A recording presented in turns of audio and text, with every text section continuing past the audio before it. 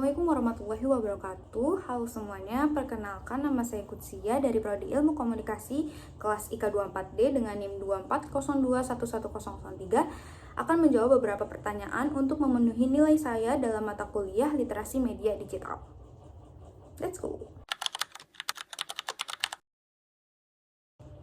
Budaya digital dapat menjadi penguatan karakter manusia modern dalam konteks keberbangsaan dengan mendorong nilai-nilai seperti literasi digital, tanggung jawab, dan juga sifat gotong royong. Literasi digital ini memungkinkan masyarakat untuk memanfaatkan teknologi secara bijak dan juga kritis. Sementara itu, tanggung jawab digital itu mendorong penggunaan teknologi secara etis dan juga bertanggung jawab. Nah, selain itu juga budaya digital dapat memperkuat sifat gotong royong melalui kolaborasi atau interaksi yang positif di dalam ruang digital.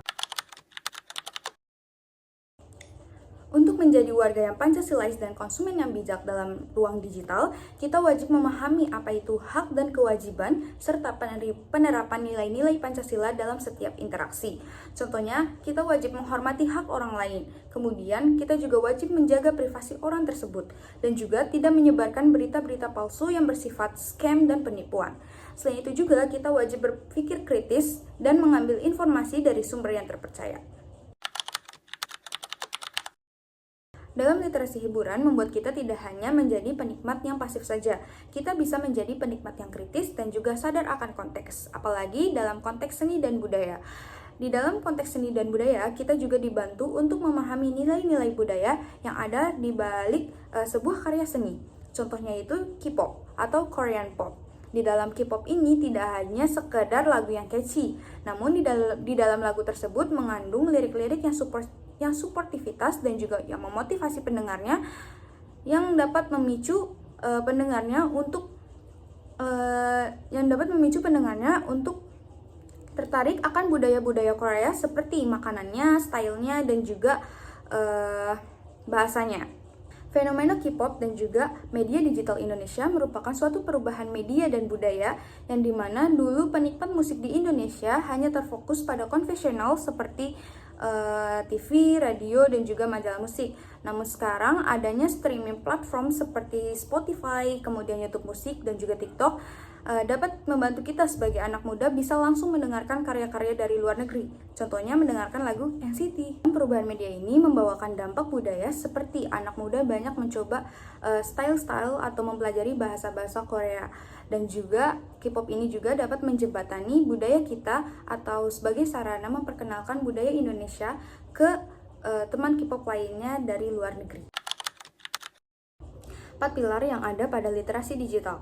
Yang pertama yaitu digital skills atau keterampilan digital, kemudian ada budaya digital, dan ketiga ada etika digital dan juga keamanan digital.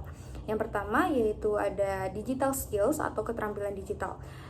Keterampilan digital ini berkaitan dengan bagaimana seseorang mampu atau paham akan penggunaan perangkat lunak dan berbagai aplikasi digital.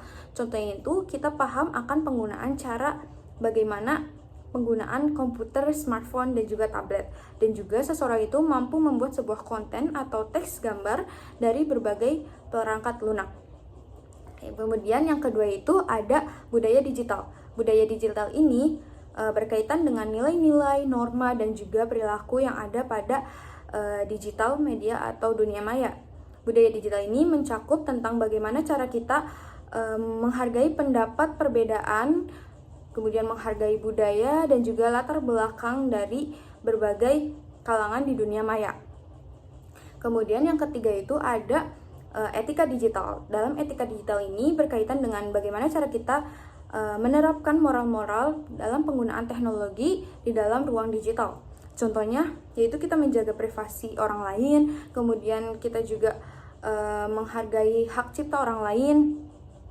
Kemudian kita juga bertanggung jawab atas konten atau video yang kita buat, dan juga penggunaan teknologi yang bijak dan kritis.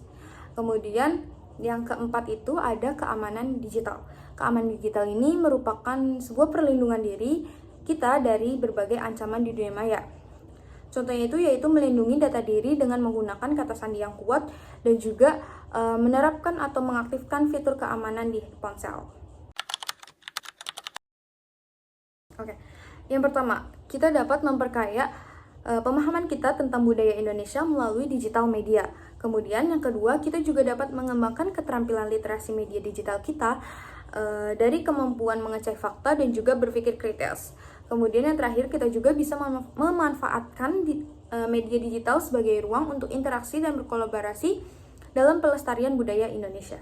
Contohnya membuat konten-konten yang berkaitan tentang budaya-budaya Indonesia. Layak rentan adalah seseorang yang mudah terkena informasi negatif. Contohnya seperti lansia, orang tua, anak-anak, perempuan, dan laki-laki. Nah, sedangkan khalayak aktif adalah seseorang yang secara selektif memilih dan juga memproses informasi dari media berdasarkan kebutuhan dan juga minat tersendiri. Khalayak aktif ini juga mempunyai umpan balik atau juga reaksi dalam berkomunikasi.